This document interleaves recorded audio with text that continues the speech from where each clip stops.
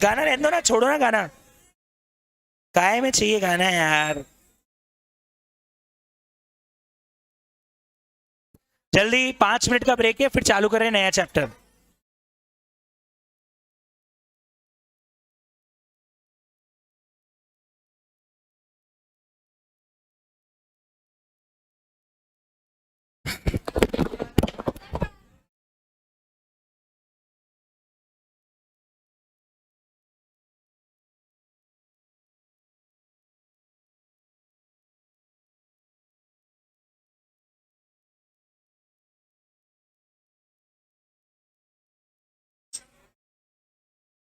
अब मेरी बात ध्यान से सुनना।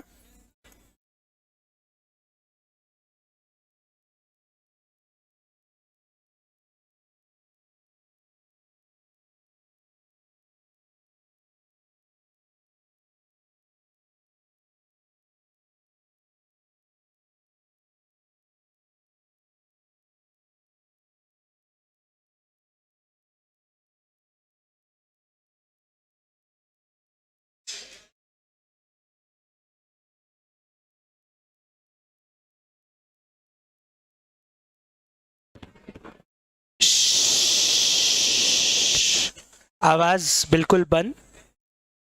ये जो चैप्टर है ना, अब प्लीज सुनना ध्यान से।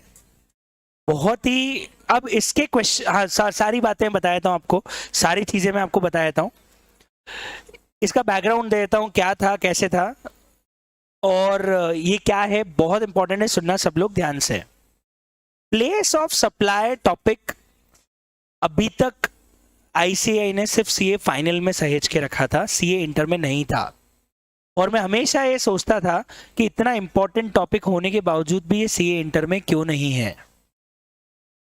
और उन्होंने 40 की जगह 50 नंबर का किया जीएसटी को, और मान के चलो इसका कम से कम 5 से 6 नंबर का वेटेज आपके एग्जाम में रहेगा। उसका 2 कारण है, एक तो ये नया एडेड चैप्टर है, तो of course they will definitely ask, और इसमें एमसीक्यू प्लस नॉर्मल दोनों तरह के क्वेश्चंस बन सकते हैं। ये सिर्फ और सिर्फ नॉर्मल क्वेश्चंस के लिए नहीं, एमसीक्यू के लिए भी बहुत ज़्यादा काम का है। पहली बात तो ये सुन लेना, समझ लेना, जान लेना कि एग्जाम पॉइंट ऑफ व्यू से बहुत इंपॉर्टेंट चैप्टर है। एक नया एडेड है। अब इसमें एक मजेदार बात है, और मजेदार बात ये है कि इस चैप्टर का इंपॉर्टेंस क्या है और क्यों मैं बोल रहा था कि इसको इंटर वालों को पढ़ाना बहुत जरूरी है। उसका रीजन समझो। सबसे अच्छा एग्जाम्पल मैं ले सकता हूं, अभी उदयपुर होटल में हम लोग गए, है ना, जब लोग नहीं उसकी बातें नहीं कर रहे अपन, है ना, आगे सुनो। वहां क्या हुआ, what happened in Udaipur stage in Udaipur, है ना, ठीक है। तुमने उदयपुर को वेगस बना दिया, कोई बात नहीं, चलेगा। लेकिन अभी मुद्दे पे आ जाओ तुम। मुद्दा क्या है, सुनना। उदयपुर होटल में गए, तो वहां पे जब आप चेकआउट कर रहे थे ना, तब मैं बिलिंग काउंटर पे बिलिंग करवा रहा था, है ना। तो बिलिंग जब बाहर हो रहे थे सब लोग, ठीक है, वहां पे उसने मेरे से पूछा कि बिल किसके नाम पे बनाऊं, है ना। तो मैंने बोला आप नाहटा प्रोफेशनल एकेडमी के नाम से बिल बना दो। तो बोले सर उसका जीएसटी नंबर है क्या। मैंने बोला मत लिख, मत लिख, मैंने बोला मत लिख। फिर मैंने पूछा क्यों, तुम मेरे को आईजीएसटी वाला बिल दोगे क्या। बोले नहीं सर, हम सिर्फ सीजीएसटी और एसजीएसटी का बिल बना सकते हैं, हम आईजीएसटी का बिल नहीं बना सकते। कंपोजिशन नहीं, कंपोजिशन नहीं। आपको क्या लगता है उस होटल का टर्नओवर क्या 50 लाख रुपए होगा क्या। 4 लाख रुपए का बिल तो सिर्फ अपने को दे दिया उसने 2 दिन का, 50 लाख का टर्नओवर होगा क्या। ऑफकोर्स उसका टर्नओवर बहुत ज्यादा होगा। तो इसका मतलब ये है कि पहली बात वो कंपोजिशन नहीं है, लेकिन वो आईजीएसटी नहीं लगा सकता, उसे सीजीएसटी एसजीएसटी लगाना पड़ेगा। अब अगर वो राजस्थान का सीजीएसटी एसजीएसटी लगाएगा तो हम एमपी की कोचिंग कैसे उसका क्रेडिट क्लेम कर ले, कर पाएंगे क्या, नहीं कर पाएंगे। पहली बात तो ये।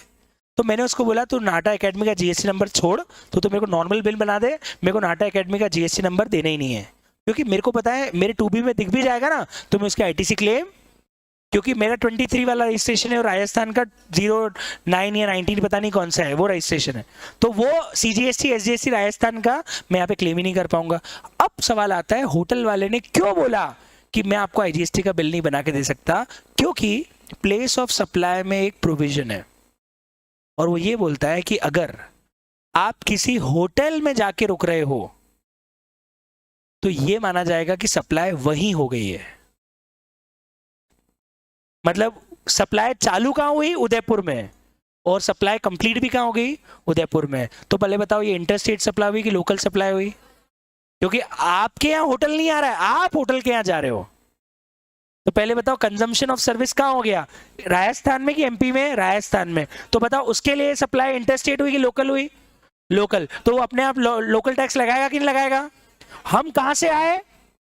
एमपी से। तो क्या हम उसकी क्लेम आईजीएसटी होता तो क्लेम कर पाते? राजस्थान का सीजीएसटी एसजीएसटी मध्य प्रदेश में जाके क्लेम कर पाऊंगा क्या? और क्या मध्य प्रदेश की सीजीएसटी एसजीएसटी सेट ऑफ कर पाऊंगा क्या? इसका मतलब हम उसके आईटीसी क्लेम ही नहीं कर सकते। क्यों? क्योंकि प्लेस ऑफ सप्लाई का सेक्शन ये बोलता है कि आपको लोकल टैक्स लगाना है, आप आईजीएसटी नहीं लगाएंगे। इससे समझ पा रहे होंगे कि प्लेस ऑफ सप्लाई कितना इंपॉर्टेंट है, क्योंकि ये बताता है कि एक आदमी इस पे कौन सा टैक्स लगाएगा। अब हम ये डिसाइड करेंगे कोई भी सप्लाई कब इंट्रा स्टेट मानी जाती है और कब इंटर स्टेट। अब प्रैक्टिकली सोचो, आपने सीए इंटर वाले बच्चों को ऑफिस में भेज दिया काम करने के लिए, वो लोग लोगों के रिटर्न्स फाइल कर रहे हैं, लोग इनवॉइसेस चेक कर रहे हैं और उनको यही नहीं पता कि इंटर स्टेट है कि इंट्रा स्टेट है। आप मुझे बताओ वो आर्टिकल कैसे जीएसटी का काम करेगा? उसे प्लेस ऑफ सप्लाई नहीं पड़ा। तो भैया बिना प्लेस ऑफ सप्लाई के आप जीएसटी की प्रैक्टिस या जीएसटी का काम कर ही नहीं सकते, क्योंकि दुकानदार आके आपसे या क्लाइंट आपके आके पूछेगा कि सर ऐसा ऐसा बिल है, सामने वाला आईजीएसटी का बिल मांग रहा है, आप फाड़ दो सर, जो इच्छा हो फाड़ दो। नहीं फाड़ सकते, जो इच्छा हो फाड़ दो। प्लेस ऑफ सप्लाई का रूल लगाना पड़ेगा। सीजीएसटी एसजीएसटी पे जाना है कि आईजीएसटी पे जाना है? ऐसे बोलते हैं सर जो इच्छा हो कर दो, अल्टीमेट टैक्स तो भर ही रहे ना। नहीं, गलत टैक्स नहीं भर सकते, टैक्स भी सही होना चाहिए। इसका मतलब ये डिसाइड करना बहुत इंपॉर्टेंट है कि हम सीजीएसटी एसजीएसटी वाला बिल बनाएं या आईजीएसटी वाला बिल बनाएं, और वो डिसाइड कहां से होगा? अब जो हम टॉपिक पढ़ने वाले हैं वहां से, प्लेस ऑफ सप्लाई। तो आप समझ में आया प्लेस ऑफ सप्लाई का इंपॉर्टेंस क्या है? प्लेस ऑफ सप्लाई ये बताता है कोई भी सप्लाई कब इंट्रा स्टेट होगी और कब इंटर स्टेट होगी। क्योंकि भैया टैक्स गलत भर दिया तो सरकार तो ये मानेगी ना, भरे ही नहीं, तो अल्टीमेटली सरकार तो आपको नोटिस देगी कि आपने तो हमको एसजीएसटी दिया ही नहीं। और यार मैं आईजीएसटी में देके बैठा हूं, तो एसजीएसटी में देना भाई, आईजीएसटी क्यों देके बैठा है? इसका टैक्स का काम एसजीएसटी में कि आईजीएसटी में? आईजीएसटी में। तो तूने गलत टैक्स भर दिया, उसकी अलग पेनल्टी भुगतो। इसीलिए प्लेस ऑफ सप्लाई बहुत ही इंपॉर्टेंट प्रोविजन हो जाता है। तो अब इसके अंदर हमको पढ़ना क्या क्या है, मैं सारी चीजें बताता हूं आपको। सबसे पहले हम लोग स्टार्ट करते हैं पहली इसमें, हाँ एक और खास बात, इसमें आईजीएसटी एक्ट के प्रोविजन लगते हैं। अभी तक हमने सारे सेक्शन सीजीएसटी एक्ट के पढ़े, अब जाके पहली बार हम कौन से एक्ट के सेक्शन पढ़ने वाले हैं? IGST act. सीजी अरे इस केस में नहीं लगेगा, पर मैंने क्या आईजीएसटी किसी केस में नहीं लगेगा? सीजीएसटी के कि लगेगा? होटल वाले केस में बोला मैंने, हजारों केसेस हैं। तो आईजीएसटी एक्ट बताएगा कि क्या लगाना है, मतलब कौन सा टैक्स लगाना है। ये बात सीजीएसटी एक्ट ने नहीं बताई, कौन से एक्ट ने बताई है? आईजीएसटी एक्ट ने। तो हमेशा नेचर ऑफ सप्लाई कि वेदर इज इंट्रा और intra will be decided by this act, not CGST act. तो आईजीएसटी एक्ट के सेक्शंस हम लोग पढ़ना चालू कर रहे हैं, और इसमें हमें जो पढ़ना है मेजरली वो सेक्शन 7 से लेके सेक्शन 13 तक के कवर करेंगे। 7 से लेके 13 तक में कवर करेंगे हम लोग। Section 7, section 8, section 9। अरे सीजीएसटी एक्ट का सेक्शन अलग था, सप्लाई था वो। Section 7 of IGST act supply नहीं है। एक मिनट कंफ्यूज मत हो ना, सीजीएसटी एक्ट एसजीएसटी एक्ट का रेप्लिका है। सीजीएसटी एक्ट और आईजीएसटी एक्ट बिल्कुल ही अलग एक्ट हैं। तो ये मत समझ जाना सेक्शन 7 ऑफ सप्लाई सीजीएसटी होगा तो सेक्शन 7 सप्लाई ऑफ आईजीएसटी होगा। नहीं, सप्लाई की डेफिनेशन आईजीएसटी एक्ट ने दी नहीं है। आईजीएसटी एक्ट ने क्लियर बोला है सप्लाई तो सीजीएसटी एक्ट से ही निकाल लेना, हम आपको अलग से सप्लाई नहीं बता रहे हैं। तो जो प्रोविजन कॉमन है वो सब सीजीएसटी एक्ट में दे दिए गए। आईजीएसटी एक्ट में स्पेशली सिर्फ इंटर और इंट्रा स्टेट वाले प्रोविजन दिए हुए हैं। तो पहली बात, सप्लाई अप्लाई का सेक्शन 7 ऑफ सीजीएसटी एक्ट है। अब हम कहां के खड़े हो गए हैं? सेक्शन 7 से लेके कहां बात करेंगे? आईजीएसटी एक्ट के बारे में। तो अब इसके अंदर बात कहां कहां होने वाली वो भी मैं आपको बता देता हूं। सेक्शन 7 से स्टार्ट करें हम, तो सेक्शन 7 बात करता है what is called inter state supply. ये हम पढ़ेंगे सेक्शन 7 से, किसे इंटर स्टेट सप्लाई मानी जाए। सेक्शन 8 में हम बात करेंगे what is called intra state supply. Section 9 कुछ सप्लाई इन टेरिटोरियल वाटर्स के लिए है कि अगर मैंने पानी में सप्लाई किया है तो उसको इंटर मानी जाएगी कि इंट्रा मानी जाएगी। एक अच्छा एग्जांपल है कि एक क्रूज शिप है जो पानी में खड़ा है कहीं पे और वहां पे सप्लाई की जा रही है, या कोई ऑयल रिग है जो पानी में से ऑयल निकालती है ना, एक्सप्लोरेशन। अब वो यहाँ से 12-15 किलोमीटर दूर ऑयल रिग है जो पानी एक्सप्लोर कर रही है, वहां पे आप सप्लाई कर रहे हो, तो पानी में कौन सा स्टेट लगता है? तो अब प्रॉब्लम है ना कि पानी में कौन सा स्टेट लगता है, इंटर माने की इंट्रा माने। तो टेरिटोरियल वाटर पढ़ाया होगा आपको इनकम टैक्स में, 12 नॉटिकल माइल्स तक के पानी को टेरिटोरियल वाटर बोलते हैं। तो वहां पे अगर सप्लाई किया है तो कौन सा स्टेट माना जाए, या उसको इंटर माना जाए या इंट्रा माना जाए? That's a very good question जी। अरे इंडिया की डेफिनेशन पढ़ाई होगी इनकम टैक्स एक्ट में, 1 मिनट में बताता हूँ इनकम टैक्स एक्ट में कैसे पढ़ाया होगा।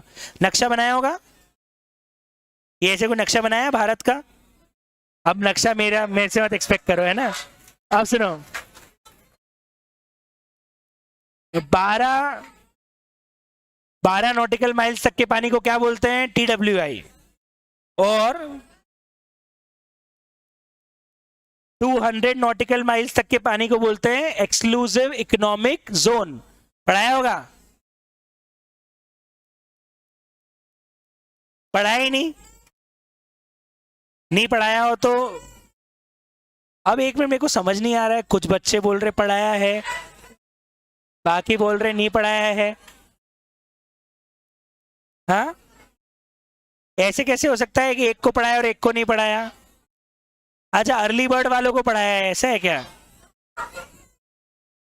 हाँ, अच्छा, अभी थोड़ी देर पहले रूरल अर्बन में पढ़ाया है कुछ, 12 नॉटिकल माइल्स, 200 नॉटिकल माइल्स। मैं जितनी देर में तुम डिस्कस कर रहे हो इतनी देर में तो मैं पढ़ा देता, है ना। सुन लो, चलो एक काम करते हैं, पहले वहीं से चालू करते हैं। अपन पहले लिख लेते हैं, फिर मैं समझा दूंगा इसको। पहले अपन लिख लो। बोल रहे ना अभी रूरल अर्बन कुछ चल रहा था इनकम टैक्स में, वहां पढ़ाया है। हाँ, कैपिटल गेन्स में वहां पढ़ाया है, ठीक है। अरे मैं पढ़ा दूंगा एक बार वापस, ठीक है, बढ़िया। हाँ, म्यूनिसिपल लिमिट में कहीं पे, ओ देवताओं देवियों सज्जनों भावनुभव, मैं पढ़ा दूंगा, बोल दिया ना, पढ़ा दूंगा, ठीक है। इतना क्यों बेचैन हो रहे हो, ठीक है।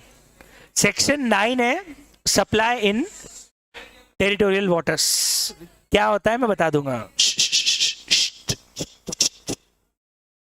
नेक्स्ट कर लू ना शिशु, कोई दिक्कत तो नहीं ना, ठीक है। चले नेक्स्ट है, ओके।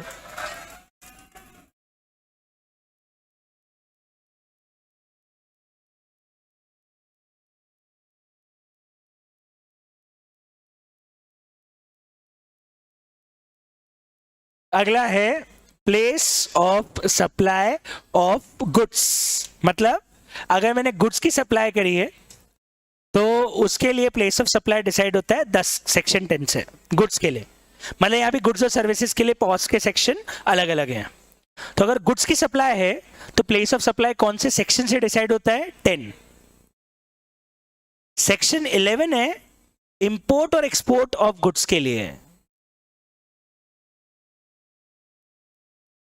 कि अगर मैंने इंपोर्ट ऑफ गुड्स किया और एक्सपोर्ट ऑफ गुड्स किया है तो उसका प्लेस ऑफ सप्लाई क्या होगा, ठीक है। सेक्शन नंबर 12 ये इंटरेस्टिंग है, ये है place of supply of services. लेकिन यहां पे लिखना डोमेस्टिक ट्रांजैक्शन।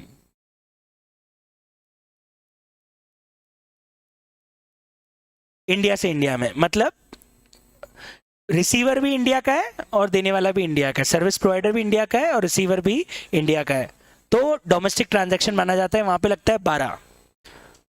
और एक होता है place of supply of service का क्लॉज क्रॉस बॉर्डर ट्रांजैक्शन। मतलब एक आदमी इंडिया का है, एक आदमी बाहर का है, इंपोर्ट एक्सपोर्ट ऑफ सर्विसेज। मतलब देखा जाए तो 10 है place of supply of goods normal, ये भी डोमेस्टिक के लिए हो गया। तो दो अलग अलग सेक्शन है डोमेस्टिक के लिए और इंपोर्ट एक्सपोर्ट के लिए। गुड्स के भी दो हैं, सर्विस ऐसे भी याद रख सकते हो। 10वें में डोमेस्टिक ट्रांजैक्शन है गुड्स का, 11वें में इंपोर्ट एक्सपोर्ट है गुड्स का, 12वें में डोमेस्टिक ट्रांजैक्शन है सर्विस का, और 13वें में इंपोर्ट एक्सपोर्ट है सर्विसेज का।